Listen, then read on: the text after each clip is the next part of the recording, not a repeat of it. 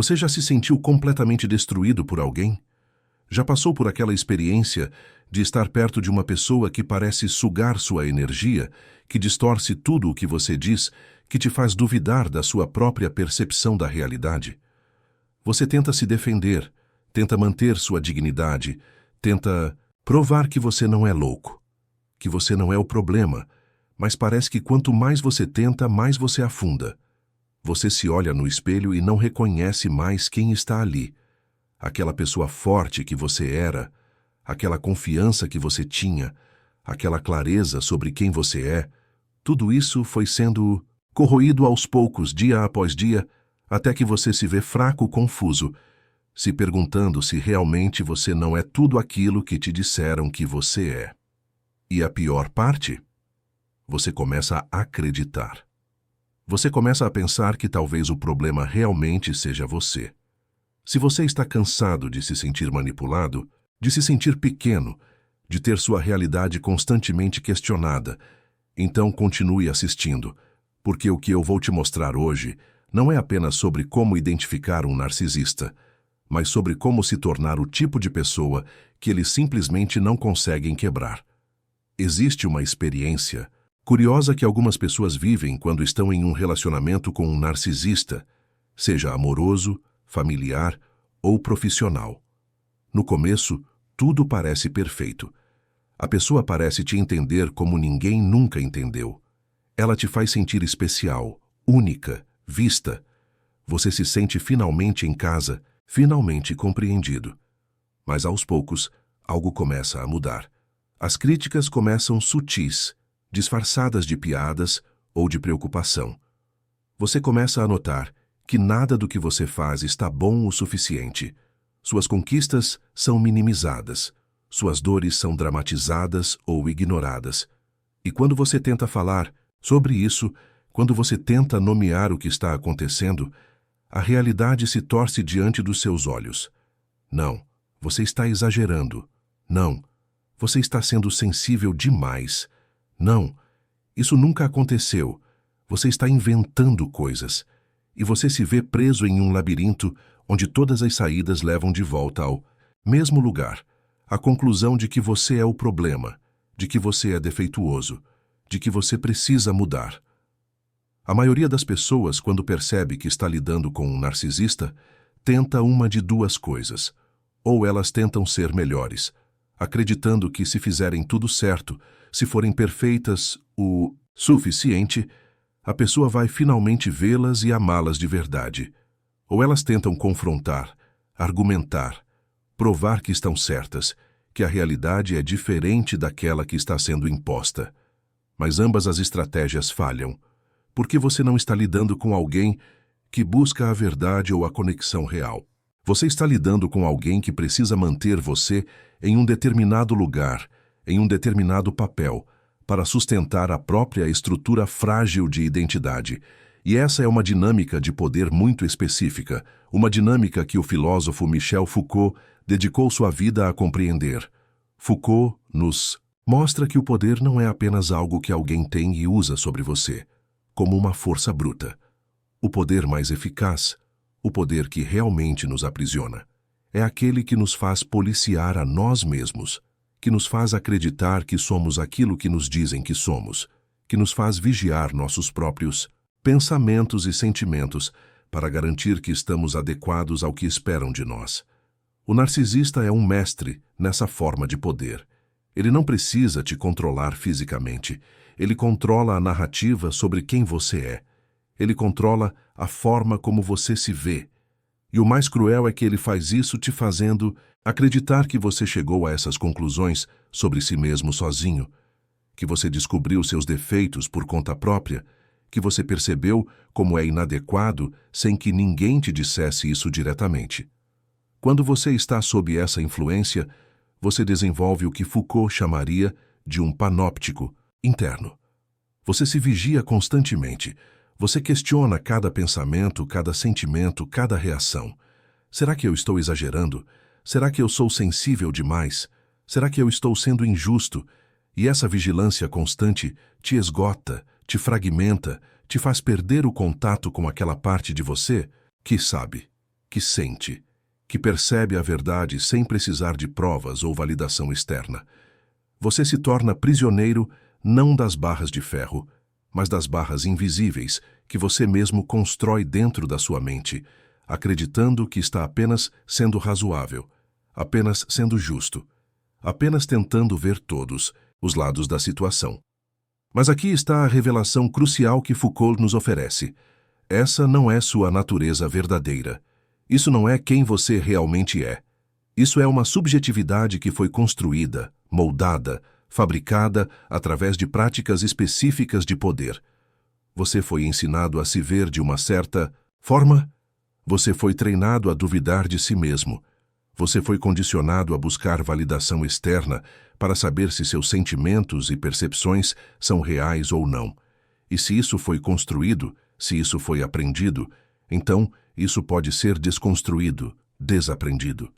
Você pode se libertar não lutando contra o narcisista, não tentando provar nada para ele, mas se libertando da própria necessidade dessa validação, desse reconhecimento, dessa aprovação.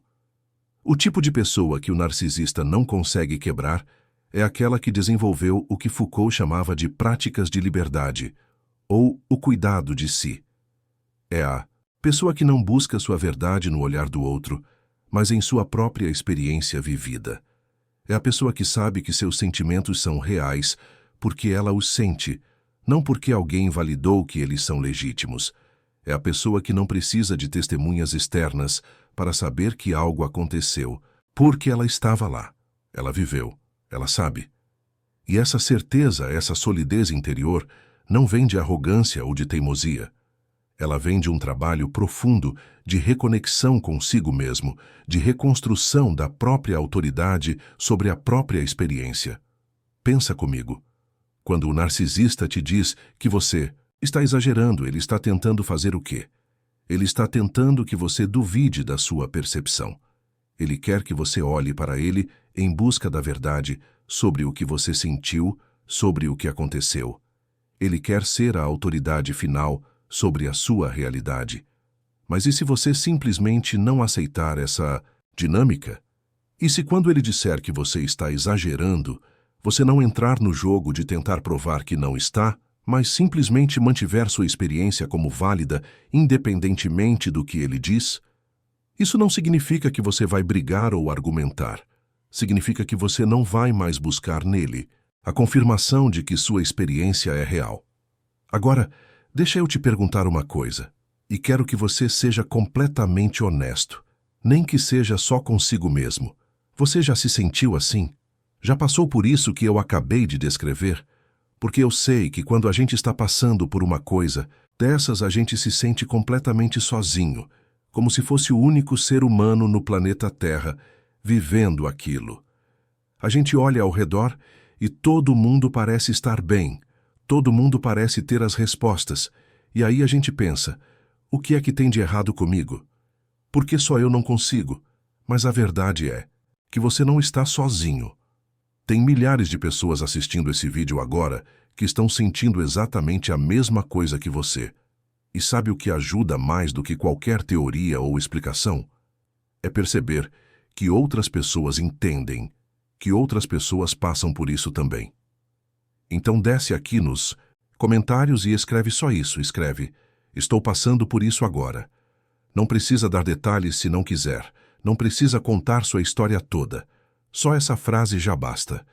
Porque quando você escreve isso, você não está só desabafando, você está dizendo para outra pessoa que vai ler seu comentário. Você também não está sozinho. E isso pode ser exatamente o que alguém precisava ouvir hoje. Essa mudança de postura, essa recusa em entregar sua autoridade sobre sua própria experiência, é o que Foucault chamaria de uma prática de liberdade. E entende, não é sobre ser agressivo ou defensivo.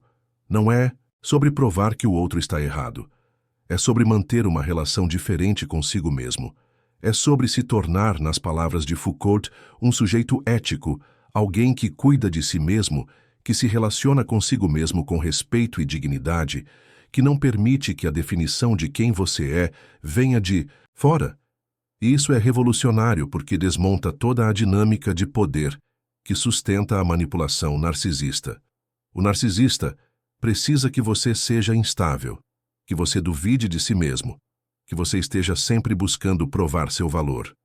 Quando você para de fazer isso, quando você simplesmente existe, com a tranquilidade de quem sabe quem é, algo muda. O narcisista não tem mais onde se agarrar. Ele pode continuar tentando distorcer a realidade, pode continuar tentando te fazer sentir pequeno, mas se você não está mais no jogo de buscar validação dele, se você não está mais permitindo que ele seja a autoridade sobre sua experiência, então as armas dele perdem o poder. Elas ainda podem fazer barulho, mas não te ferem mais da mesma forma. Mas aqui está a parte difícil, a parte que poucos falam. Chegar nesse lugar de solidez interior, desenvolver essas práticas de liberdade, não é um processo rápido ou fácil. Você vai ter que desconstruir anos, talvez décadas de condicionamento. Você vai ter que desaprender a buscar aprovação externa. Você vai ter que reconstruir sua confiança na própria percepção. E isso dói. Isso te coloca cara a cara com todas as vezes que você se traiu, todas as vezes que você ignorou sua intuição, todas as vezes que você aceitou a narrativa de alguém sobre você mesmo, mesmo sabendo lá no fundo que aquilo não era verdade. Foucault tinha um conceito chamado parresia, que significa falar francamente, dizer a verdade mesmo quando isso é perigoso, mesmo quando isso pode te custar algo. E a primeira pessoa para quem você precisa praticar a parresia é você mesmo. Você precisa começar a dizer a verdade para si mesmo sobre o que você sente, sobre o que você viveu, sobre o que você sabe que é real, mesmo que ninguém mais valide isso, mesmo que você tenha medo de estar errado, mesmo que seja mais confortável continuar duvidando de si mesmo. Essa honestidade radical consigo mesmo é o começo da libertação.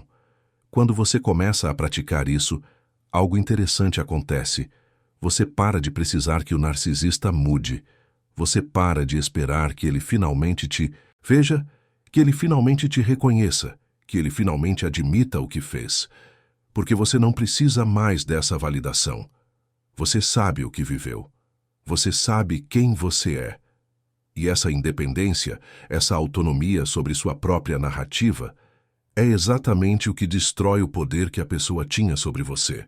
Não porque você lutou contra ela, mas porque você simplesmente saiu do jogo onde ela tinha todas as cartas marcadas. Deixa eu te contar sobre uma pessoa que conheci. Vou chamá-la de Maria, embora esse não seja seu nome real. Maria passou 10 anos em um casamento onde seu marido sistematicamente a fazia questionar sua própria sanidade. Ele negava conversas que tinham acontecido. Ele reescrevia a história de eventos que ela tinha vivido. Ele a convencia de que suas emoções eram desproporcionais, que suas reações eram exageradas, que ela estava sempre interpretando mal as coisas. Maria se tornou uma sombra de si mesma. Ela mal conseguia tomar decisões simples sem consultar o marido. Ela vivia pedindo desculpas por coisas que não tinha feito. Ela se sentia louca, inadequada, fundamentalmente defeituosa. Um dia, Maria começou a escrever um diário. Não porque alguém sugeriu, mas ela precisava ter um registro, uma prova de que sua memória não estava completamente errada. E ao escrever, ao reler suas próprias palavras dias depois, algo começou a acontecer. Ela começou a confiar novamente na própria percepção. Ela via ali, escrito por ela mesma, o que tinha acontecido, o que tinha sido dito, como ela tinha se sentido. E quando o marido tentava reescrever a história, ela tinha ali um testemunho, não para mostrar a ele, mas para si mesma, de que ela não estava inventando, de que aquilo tinha acontecido. Aos poucos, Maria parou de buscar a aprovação dele. Ela parou de tentar fazer com que ele reconhecesse o que fazia. Ela simplesmente começou a viver baseada no que ela sabia ser verdade. E sabe o que aconteceu? O marido intensificou os ataques por um tempo, como narcisistas costumam fazer quando perdem controle. Mas Maria não se abalava mais. Ela tinha reconstruído sua autoridade sobre sua própria vida. Eventualmente, ela teve força para sair do casamento. Mas o mais importante não foi sair. Foi o processo de se reconstruir, de se reencontrar, de se tornar novamente a autora da própria história. A história de Maria ilustra algo que Foucault passava a vida tentando nos ensinar. Nós não somos produtos acabados, identidades fixas que alguém pode destruir ou validar. Nós somos processos, estamos sempre nos tornando, sempre nos construindo, através das práticas que escolhemos, das relações que estabelecemos com nós mesmos e com os outros. Quando entendemos isso, quando percebemos que podemos nos reconstruir, que podemos escolher diferentes práticas, diferentes formas de nos relacionar com nossa própria experiência, então nos libertamos não apenas de narcisistas específicos, mas de toda a lógica de poder que nos faz depender da validação externa para existir. Então o que você faz? Como você se torna essa pessoa que o narcisista não consegue quebrar? Você começa pequeno. Você começa a notar seus próprios sentimentos sem imediatamente questionar se eles são válidos. Quando você sente algo, você permite que esse sentimento exista sem precisar de permissão de ninguém para senti-lo. Você começa a confiar na sua percepção. Quando algo te parece errado, você não descarta isso imediatamente só porque alguém te diz que você está vendo as coisas de forma distorcida. Você mantém seu ponto de vista como válido, mesmo que você não brigue por ele, mesmo que você não tente convencer ninguém. Você pratica a honestidade consigo mesmo. Você para de mentir para si mesmo sobre o que está acontecendo. Você para de minimizar comportamentos abusivos. Você para de fazer desculpas para a pessoa. Você olha para a realidade sem os filtros que você colocou para torná-la mais palatável, menos assustadora, menos dolorosa. E sim, isso vai doer. Vai doer muito, porque você vai ter que admitir coisas que preferiria não admitir. Mas essa dor é diferente da dor de se trair constantemente. Essa dor tem um propósito. Ela te leva para algum lugar, ela te reconstrói. Você desenvolve o que Foucault chamava de técnicas de si, práticas deliberadas, através das quais você se relaciona consigo mesmo de forma diferente. Pode ser um diário, como foi para Maria. Pode ser meditação, onde você aprende a observar seus pensamentos sem julgamento. Pode ser terapia, onde você tem um espaço seguro para explorar sua experiência sem medo de ser invalidado. Pode ser arte, escrita, qualquer forma de expressão que te ajude a manter contato com sua verdade interior.